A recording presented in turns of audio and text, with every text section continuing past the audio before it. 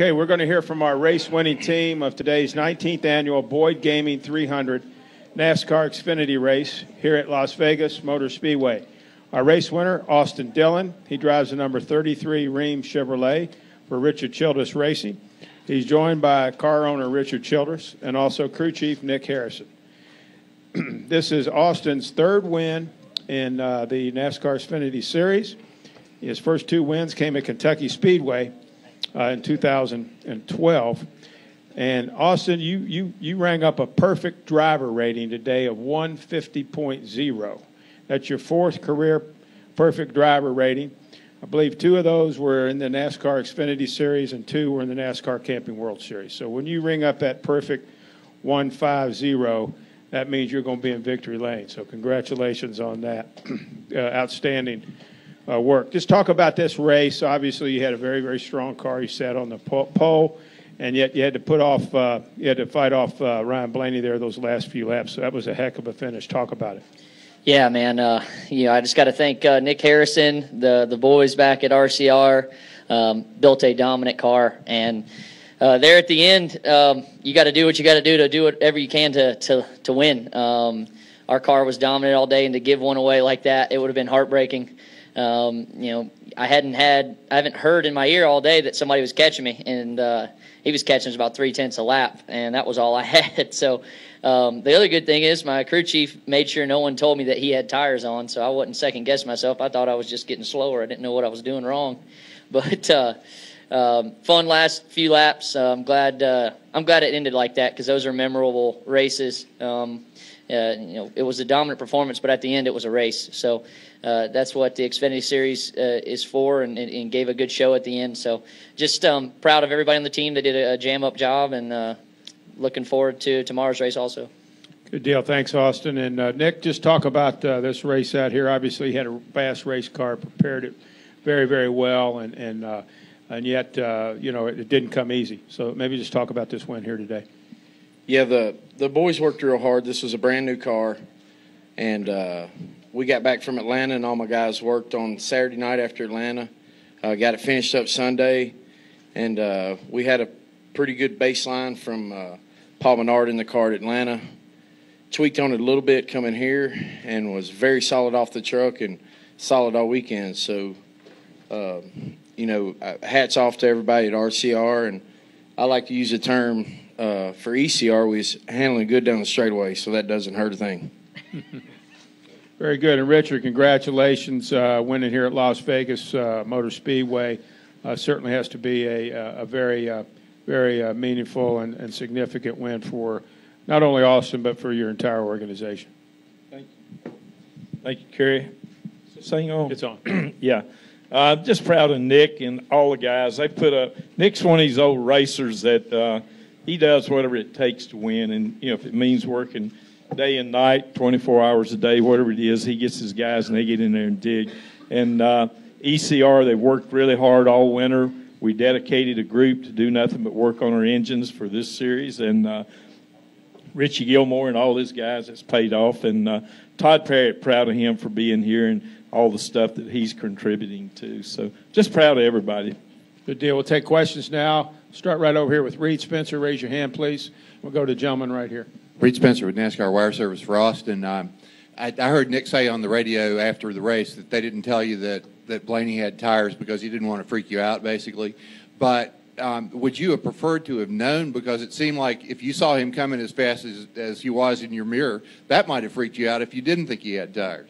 No, I'm very proud of my spotter, my family, for staying off the radio. My spotter did a great job keeping everybody calm, and Nick made the right call not telling me that because, that, like he said, man, it'll get you out of your game, and you try and find speed that's not there. And I was doing everything I could. I knew it was going to hurt me worse if I missed a corner fully and just killed a lap instead of just running my line and being consistent. So the biggest thing was I actually started backing up the corner so I wouldn't get tight on exit and really just blow a lap. So it was at the end just moving around trying to put a little air on his nose, and it worked out for us. Go ahead, the gentleman right there. jconleyexaminer.com. Historically, you've driven pretty good here at Las Vegas Motor Speedway. Do you feel that this track suits your driving style? I've been given great equipment here, and I do like these tracks, the fast mile and a halves. It's been fun coming here. I feel like you can move around and change your line to kind of find speed, and I don't complain about the bumps too much. I try not to, and it's the same with Kentucky when we were good there. You kind of get through them and whatever you can to skip across them and keep going. Start right here, Tom, in the middle, and then we'll go to Lee. Tom Zaleski, The Spectrum, St. George, Utah. I'll open this up for any of you guys. What is the communication like at that point, knowing that that Ryan is coming, like he was? Because we're all sitting in here thinking it was you were so busy dominating, and then all of a sudden he's making up 3-4 tenths a lap, and you're going from trying to keep your line and your marks to what's going on out here and trying not to stay too overly stressed. What was the communication like down the stretch? I think in Nick's head it was, oh shit, I said that with 5 to go. Yeah, your heart just kind of tightens up, man, because you had such a dominant day, and you don't want to give something up there at the end. And I just, in my mind, I wasn't going to let it happen. Tried not to. I mean, did everything I could. I was just like, man, we're going to win this race at the end, and just moved around to the right line and didn't want to give it up because I knew how hard they worked to get that car fast. And just, it's there at the end, it's just, I guess, mind over matter. I've lost them like that too. I've led 175, 185 laps at Iowa twice and given up in the last 20. And I've had that feeling and didn't want to feel it again. And it's just it's a miserable feeling, because those guys, when you have a dominant car like that, they're in a little bit of an advantage because they can do opposite things that you do. Him getting tires, that was perfect for him. He had nothing to lose after he kind of spun over there, and it worked out to them, and they had a heck of a race at the end. We'll go back over here to Lee, and then we'll go to Stan. Go ahead, Lee.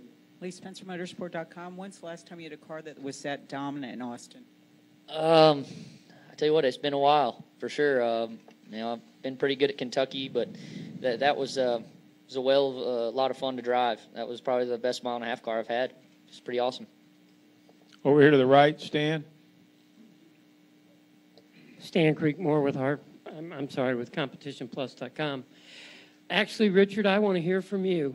Okay, you have such experience. You've been through those types of finishes. I'd hate to say hundreds of times in your life, but quite a few times. And yet, this one still had you biting the nails inside? Yeah, with about 5 or 6 ago, I seen him 22 racing the 54 pretty hard back there. 54 raced him pretty hard. And then he caught the 70, he got by, and I said what Austin said, oh, crap. And I seen him coming, and I didn't want to say nothing. Nobody said anything, just his spotter kept telling him, and we left it up to the spotter. And it doesn't matter how many years you've been doing this. It's still the excitement, and when you win a race like Austin won that one, we've won them and we've lost them, but it's great to be here as a winner. Okay, let's go to Chris Knight right there, Amy, right by you, and then we'll go to Dominic. Chris Knight, CatchFence.com. Austin, what's your West Coast swing looking like as far as the Xfinity Tour? And for Nick, when was the next time you're going to plan to run this car?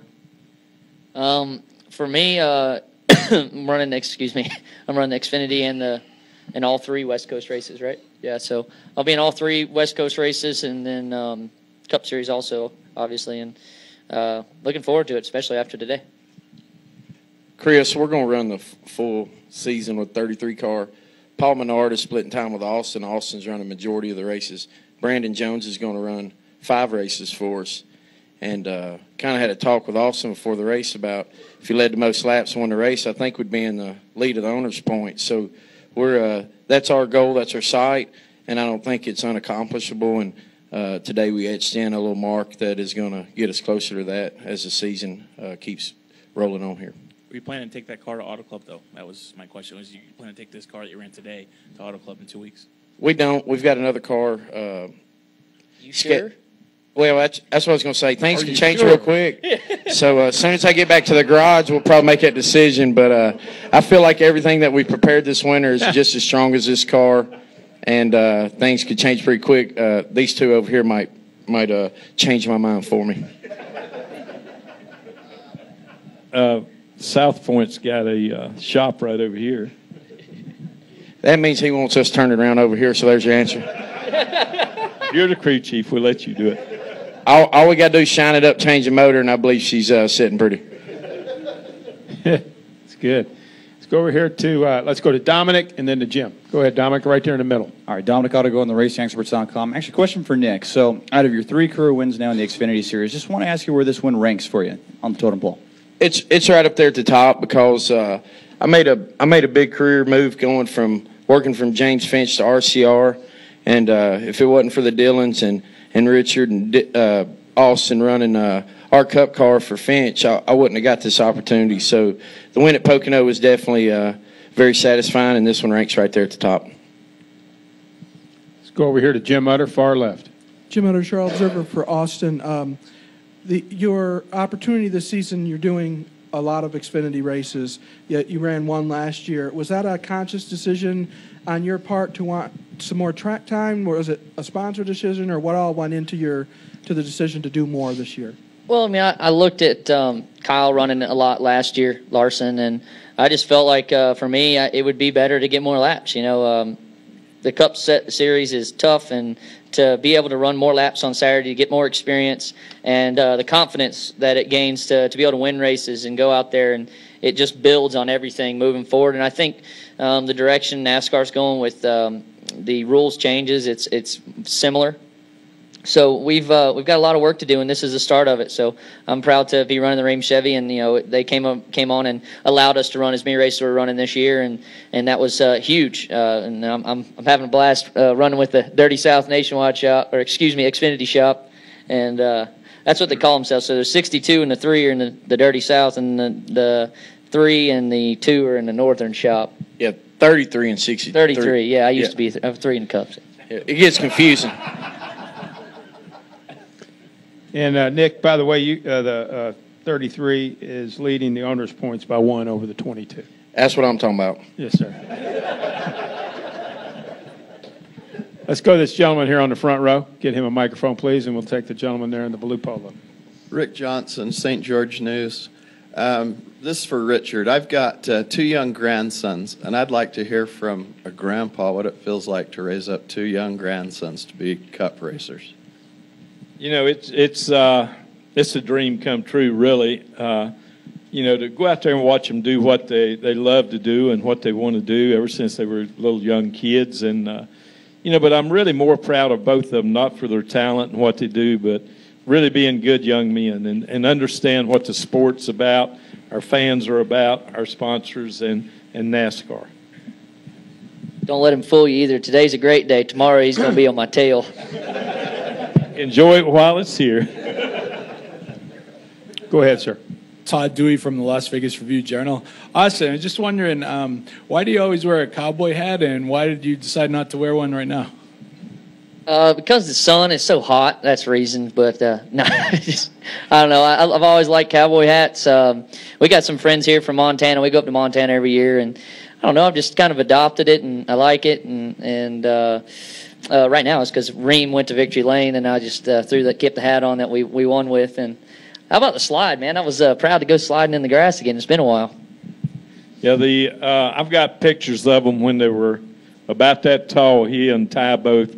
They've always wore cowboy hats. I used to a lot, but then they took it over. Any additional questions?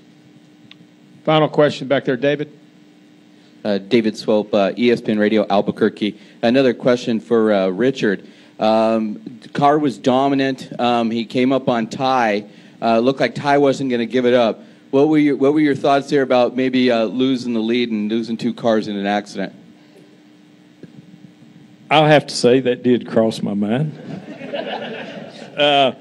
Ty was racing really hard. He was pretty good at that point. Austin was a little better, and Ty was just trying to stay on the lead lap. He wasn't going to do nothing that really would have hurt Austin, but there at the end, he beat and banged, bounced off the wall 3 wide, and everything else trying to get up through there. So it's fun to watch them both.